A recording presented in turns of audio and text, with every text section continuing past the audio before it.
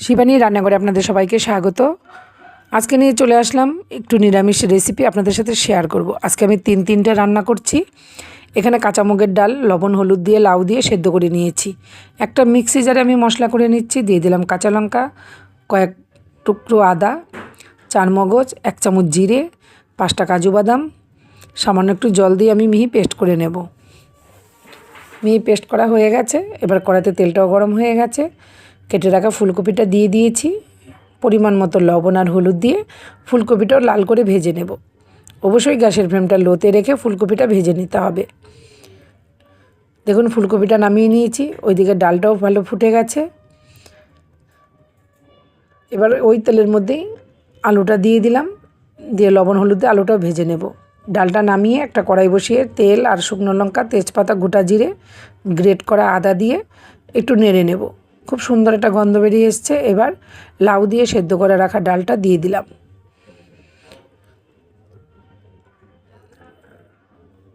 দেখুন খুব সুন্দরভাবে ডালটা ফুটে এসছে। নামিয়ে নিয়েছি, একটু ঢেকে দিলাম। ওইদিকে আলুটা আমার ভাজা হয়ে গেছে। আলুটাও আমি নামিয়ে নিচ্ছি। ফুলকপি আলু ভাজাটা নামিয়ে নিয়েছি। ওই তেলের মধ্যে দিয়ে দিলাম তেজপাতা, শুকনো লঙ্কা, গোটা জিরে, এলাচ আর দারচিনি। ফোড়নটা দিয়ে একটা টমেটো কেটে রেখেছিলাম সেটা দিয়ে দিয়েছি। পরিমাণ মতো লবণ আর হলুদ দিয়ে দিয়েছি।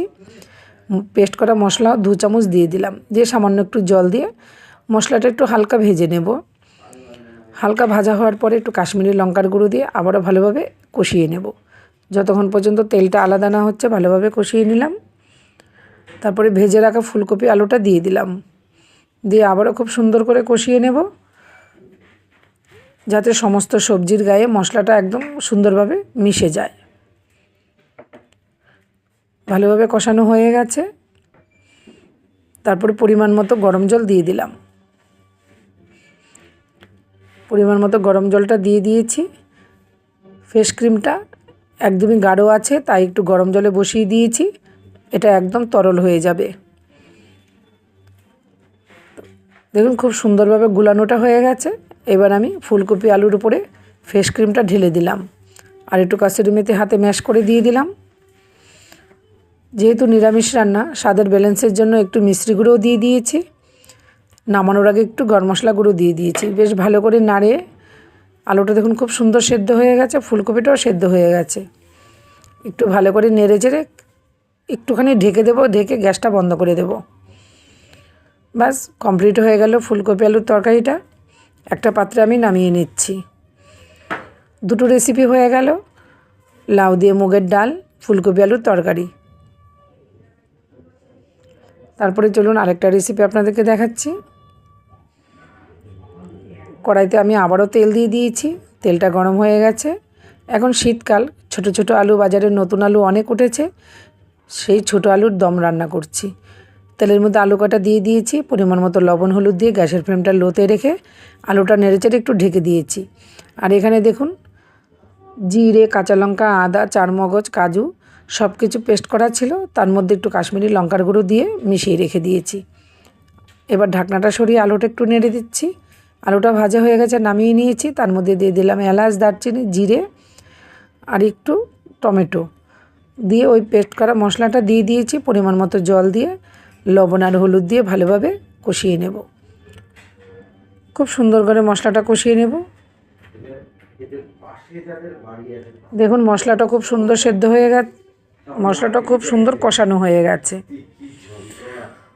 তারপরে ভেজে রাখা আলুটা দিয়ে দিলাম। মশলার সাথে আবারও আলুটা ভালোভাবে কষিয়ে নেব। দেখুন তেলটাও আলাদা হয়ে গেছে। এবার আমি গরম জল দিয়ে দিচ্ছি পরিমাণ মতো।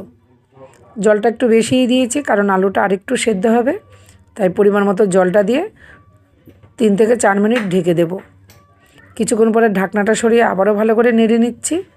এবার আপনাদেরকে আলুটা দেখাচ্ছি। দেখুন আলুটা খুব সুন্দর সেদ্ধ হয়ে গেছে।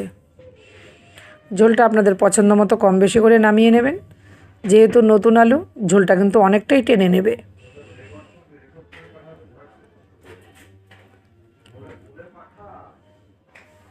ব্যাস এবার একটু ভালো করে নেড়ে নিচ্ছি।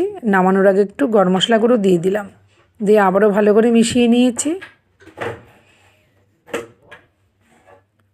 খুব ভালো করে মিশিয়ে আমি একটা পাত্রে নামিয়ে নিয়েছি। ব্যাস আমি এর মধ্যে আর কোনো কিছু ব্যবহার করলাম না।